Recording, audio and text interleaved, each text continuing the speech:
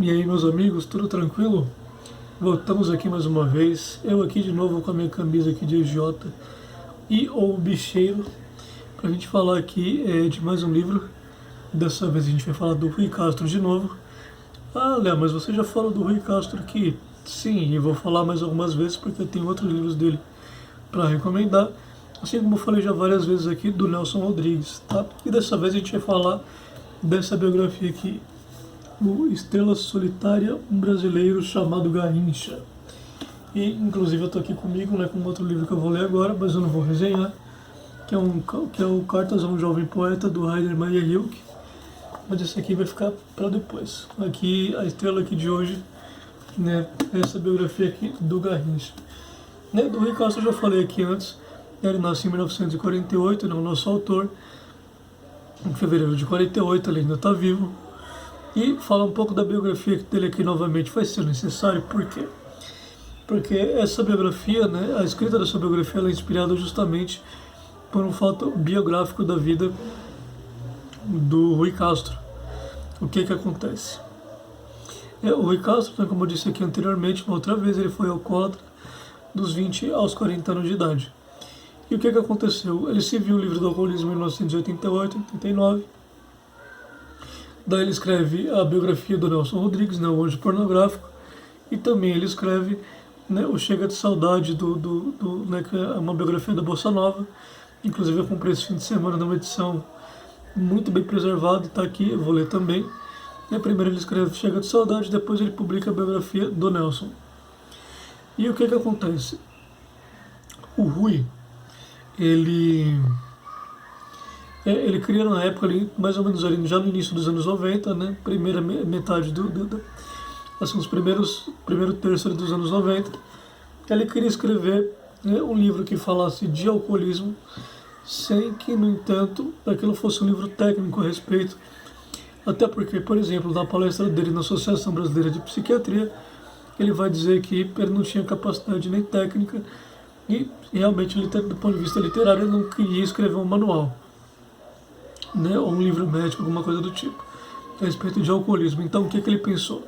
Ele gostaria de escrever uma biografia, né, que tratasse de algum personagem que tenha sofrido de alcoolismo, e tanto é que o alcoolismo é o fio condutor aqui do livro, e que tenha sido, na verdade, não um fracassado, não alguém que tenha bebido por conta dos seus problemas, mas sim ao contrário, um personagem que tenha sido plenamente amado, plenamente aceito, plenamente adorado, e que tenha amado também, né, outras pessoas, né, que tenha tido realizações financeiras, profissionais, sexuais, amorosas, enfim, e que, né, tenha sido, né, que tenha sido destruído pelo alcoolismo. Qual foi o personagem que ele escolheu? Na hora pareceu que o mais óbvio seria o Garrincha. Isso aqui é Coca-Cola, tá, gente? Coca-Cola pura, tá?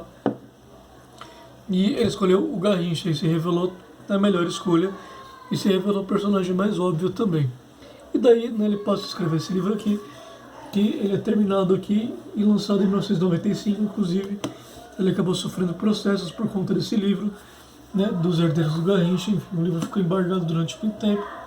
Tanto é que, se eu não me engano, não existe reedição desse livro aqui. Eu vou até procurar, se não me engano, a minha é a primeira edição. Creio eu que não existam reedições desse livro ou reimpressões. Deixa eu só dar mais uma procuradinha aqui. Exatamente. Pelo que eu estou vendo aqui, a minha edição aqui é a primeira vez, de 1995. Enfim, perdão aqui pelo lapso. E eu não me lembro desse livro aqui ele ter edições ou reimpressões. Deu problema, enfim, foi a mesma coisa que aconteceu com aquela biografia do Roberto Carlos. E o que acontece? Aqui ele vai apresentar a vida do Garrincha, e assim como ele fez na biografia do Nelson, não só a biografia do Garrincha, fazer todo um panorama histórico, um panorama da ascendência do Garrincha, né? Porque o Garrincha era de uma tribo, ele era indígena, né? Não indígena nativa, né? Uma tribo indígena, mas a família dele toda é indígena. De uma tribo chamada Funiô, né? Que já é secular aqui no Brasil, se não me engano eles existem ainda hoje, e que vem ali de uma cidade ali de Alagoas, fronteira de Alagoas com Pernambuco, chamada Quebrangulo. Não é Quebrangulo, é Quebrangulo. Inclusive, se eu não me engano, Graciliano Ramos foi prefeito dessa cidade ou teve algum envolvimento próximo com essa cidade. Né? E o que acontece? O alcoolismo do Garrincha ele já tem a sua origem explicada aí. Por quê? Porque essa tribo, quando as crianças elas ficavam chorando, quando as crianças elas sentiam dor, quando tinham qualquer tipo de perturbação, o que eles faziam? Eles faziam uma soluçãozinha de, de ervas e no meio dessas ervas e no meio dessas especiarias eles colocavam álcool, cachaça. Então desde criança, desde sempre o Garrincha bebia. Tanto é que quando o médico vai perguntar para o Garrincha qual era a causa do alcoolismo dele, qual era a causa da bebedeira, ele não sabia, era assim desde sempre. E aqui vai começar com esse antecedente da família do Garrincha, vai falar dos tios do Garrincha, que todos eram alcoólatras, enfim, vai passar por toda a vida dele, contando todos os episódios com uma riqueza impressionante de detalhes. E explica, por exemplo, aqui, um dos episódios interessantes é como o Garrincha ganha esse apelido de Garrincha, porque ele gostava de brincar de atiradeira, de estilingue, ele gostava de caçar passarinho, ele era muito bom nisso, inclusive. E o que acontece? Existia lá um passarinho que se chamava Garrincha, e a irmã dele viu nesse passarinho e nele uma certa semelhança, se eu não me engano, da questão das pernas e tal. E o Garrincha, ele teve esse apelido dado pela irmã. E o Garrincha, ele cresce ali, ele nasce na cidade de Pau Grande, no distrito chamado Pau Grande, em Magé, Rio de Janeiro. Inclusive, podem fazer as piadas de quinta série, né? E ele tem uma vida sossegada ali, vida de interior. Muito cedo ele vai trabalhar, né? E muito cedo ele também revela o talento para o futebol, grande talento para o futebol. Ele já era assim, extraordinário ali, pequeno mesmo, muito criança. Jogando daqueles campos esburacados de barro, enfim, nas piores condições possíveis, né? O Garrincha ele nasce em 28 de outubro de 1933 e ele morre no dia 20 de janeiro de 1983, aos 49 anos, né? Muito cedo. E o Garrincha ele já revela um grande talento. Mas né, o Garrincha ele vai crescer ali, ele tem ali suas primeiras experiências amorosas, suas primeiras experiências sexuais, e as primeiras experiências de trabalho também. Só que o Garrincha era um trabalhador horrível. Na verdade, o Garrincha era um sujeito que era muito difícil, né, de se obrigar o Garrincha a fazer qualquer coisa. Ele fazia basicamente o que ele queria. Era muito difícil ele obedecer alguém.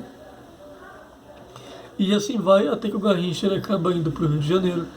Ele acaba indo, né, para o Botafogo. No Botafogo ele acaba assinando aqueles contratos absurdos. Muita gente não usa da ingenuidade do Garrincha para passar a perna nele, para pagar ele mal, enfim. Até que, né, dando um salto temporal gigante, ele já brilhando no Botafogo, ele vai para a Copa do Mundo de 58, inclusive com 25 anos de idade, que hoje já é uma idade bastante, né, avançada. Quer dizer, bastante avançada não, mas já considerável. Um jogador de futebol, se hoje é assim, imagina há 75 anos atrás, né? E 65 anos atrás. E o que acontece? O Garrincha, né, ele vai lá para a Copa, né, e enfim, ele ganha a primeira Copa do Mundo dele, ali aos 25 anos de idade, junto com o Pelé, que acaba estreando.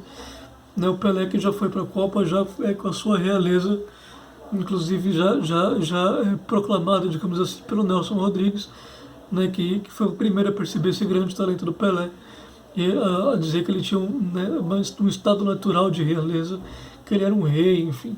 Essa coisa do Nelson Rodrigues e pouca gente fala, inclusive. Mais tarde, inclusive, eu vou fazer uma resenha, né, mais tarde aqui no canal, depois do A Sombra dos Chuteiros Imortais e do A Pátria de Chuteiros. Mas, enfim, isso fica para depois. Ele ganha essa Copa do Mundo e ali começa o auge dele, que vai de 58 a 62. Só que o que acontece? O Garrincha, ele tinha, além do problema dele com o álcool, né, porque assim, nesse tempo o Garrincha ele bebia muito, ele era aquilo que se chamava de alcoólatra funcional, quer dizer, ele tinha, na verdade, uma dependência psicológica do álcool, mas até aquele momento, muito jovem ainda, ele conseguia desenvolver todas as atividades dele sem nenhum problema. Inclusive, estava no auge, né, da profissão dele, né, como jogador de futebol.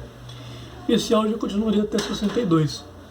Em 62, como todo mundo sabe, houve a Copa do Mundo, né, e o Garrincha, no pé dele, ele se machuca no segundo jogo, ele joga um jogo e meio apenas. E o Garrincha ele acaba brilhando durante essa Copa e acaba aí ficando até inclusive com a lenda de que ele ganhou essa Copa sozinho. Não foi assim. mas ele teve uma grande participação, inclusive lá ele já conhece a Elza Soares, e a Elza conhece inclusive o Louis Armstrong. Inclusive chega a chamar ele, a Elza Soares de minha filha, né, por conta daquela coisa do vocal e do talento vocal incrível dela, né, como vocalista. E, enfim, nesse meio tempo, né, na verdade, né, o Garrincha ele casou, ele teve muitos filhos, né, e aí que começam os problemas do Garrincha. Depois de 62 ele ganhou o Campeonato Carioca pelo Botafogo, inclusive existem filmagens, tanto da Copa quanto dessa final contra o Flamengo. E ele tinha um problema no joelho, e esse joelho ele só vai se agravando e o Garrincha não opera. E além disso, o caso dele com a Elza Soares acabou gerando um escândalo gigante, justamente porque ele tinha filhos e tinha esposa.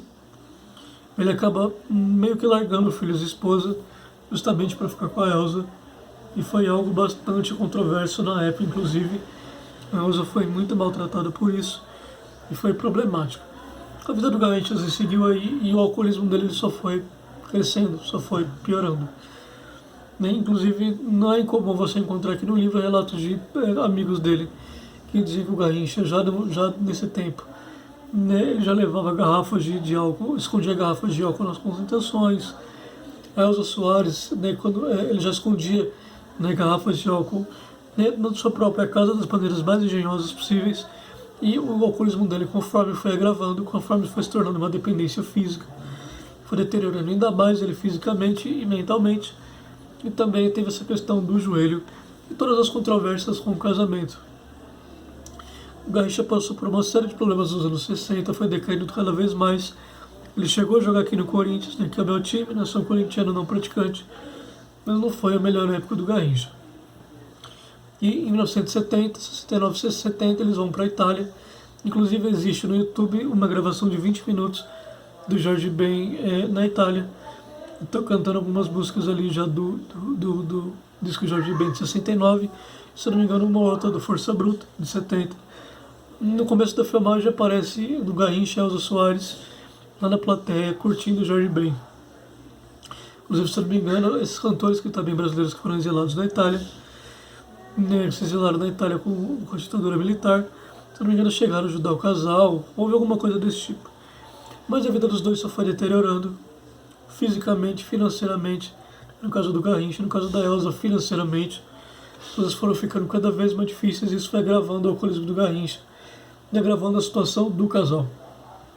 O casal depois volta para o Rio de Janeiro, já era uma situação complicadíssima, nem o livro vai mostrar isso com muitos detalhes, e o Garrincha, né, inclusive ele chega a bater na Elza Soares e o Rui vai dizer que inclusive numa dessas, na verdade só houve uma sua, pelo que eu sei, uma só bateu uma vez, mas essa uma vez foi brutal. Inclusive chegou a tirar os dentes da Elza. E aí aconteceram, foi desgraça em cima de desgraça. O filho da Elza Soares morreu, um tanto antes. O Garrincha já tinha causado vários acidentes ali de trânsito. E o alcoolismo do Garrincha só foi agravando. Ele foi tendo várias crises, por exemplo, de psicose alcoólica. Todas as vezes que ele foi internado foram vezes insuficientes. Não havia tratamento eficiente no Brasil para o alcoolismo na época. O que se fazia era jogar no manicômio, sedar por 3 dias, passada a abstinência e jogar o cara na rua de novo. Como o vício do Garrincha já era uma dependência física e ele era um sujeito extremamente conhecido e amado, não era difícil ele atravessar a rua e de repente alguém oferecer uma cerveja, uma pinga para ele.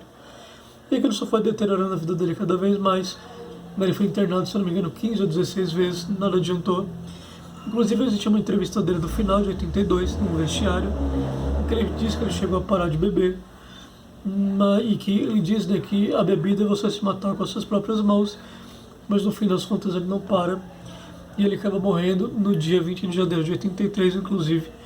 Ele e a Elza Soares morreram no mesmo dia, com quase 40 anos de diferença, né? A Elza morreu em 2022, em janeiro de 2022, com 39 anos de diferença no dia 20 de janeiro. Foi uma morte extremamente triste, extremamente melancólica, muito dura. Inclusive, assim como aconteceu com Pelé, pouca gente compareceu, importante, né, da seleção e dos clubes.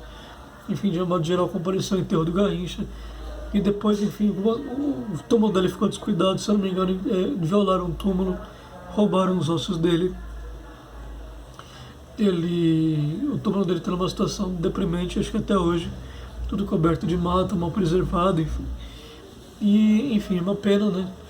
Foi um grande jogador, foi um sujeito extremamente talentoso, extremamente amado, e que morreu dessa forma muito triste, muito dura, né? E que não viveu o suficiente para, por exemplo, ter as homenagens que o Pelé teve em vida e também após a morte, que não dá nem para comparar.